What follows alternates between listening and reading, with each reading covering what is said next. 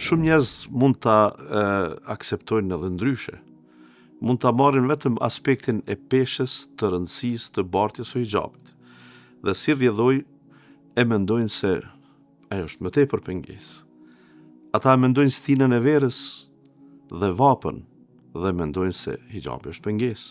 Ata mendojnë shoqëri komuniste dhe postkomuniste të cilat e duan të kundërtën e hijabit dhe mendojnë se hijabi në fakt është pengesë për arsye të avancimit të gruas, të femrës.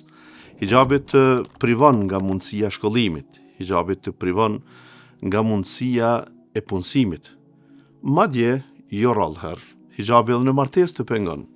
Nuk mund ta gjesh djalin më të mirë, do të detyrohesh ta marrësh një fetar, një mjekrosh, një tjetër që ndoshta nuk duket shumë i avancuar në shoqëri, vetëm pse ai ka fen, dhe ti me hijab nuk mund ta marrësh djalin e idealeve, djalin më të mirë, djalin më të avancuar në shoqëri, birin e një ministri, një udhëheqësi, një funksionari të shtetit të tjera.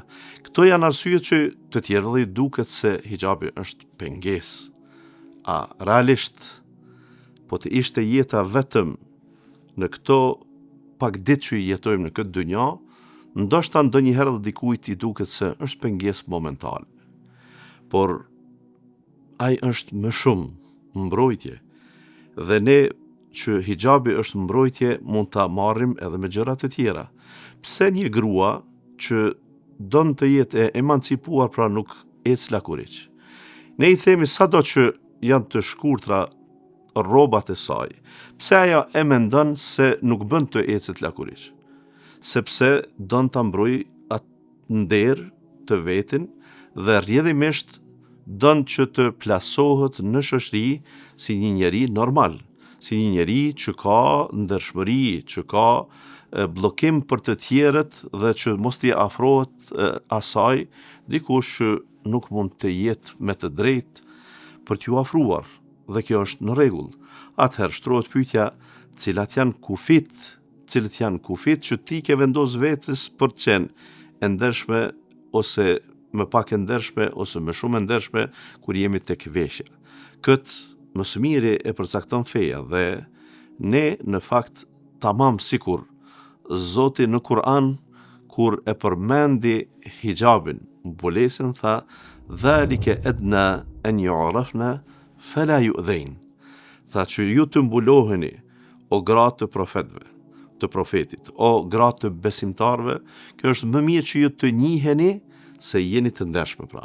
Që të njiheni se doni të largohen shigjetat sulmuese ndaj jush. Që ju doni të keni një moral të pastër dhe dinjitet për familjen dhe për burrin tënd, që babai yt të jetë krenar me ty si vajzë, që vëllai yt të jetë krenar me ty si motër dhe ndershmërinë tënde mbi të gjitha.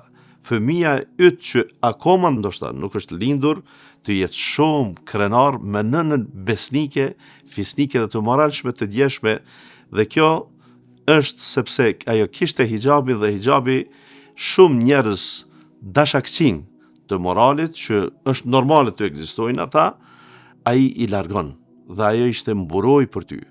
Nëse ty hijabi ti ka largu vetëm msitnit, vetëm ofertat cilat kanë mund të t'joshin dhe ato kanë mund të ta humbin ahiretin, më thuaj tash, ishte mburoj apo pengesë? Pra hijabi ishte ai që të largoi njeriun e drogës, njeriun e alkoolit, njeriun e lokaleve të natës, të largoj të ofertoj që ti ndoshta ishe mashtruar ti apo prindi yt që ta kishe burr në shtrat.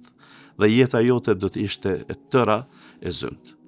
Hijabi ishte ai që ty të mbrojti nga kjo kategori dhe të solli në treg një kategori që i friksohen Zotit, që edhe kur kanë pushtet mbi ty nuk e ushtrojnë, jo për tjetër, sepse din se ty të kanë amanet dhe këtë amanet e kanë obligim të ruajnë dhe japin përgjegjësi para Zotit. Hijabi i tëri për ty është mburoj.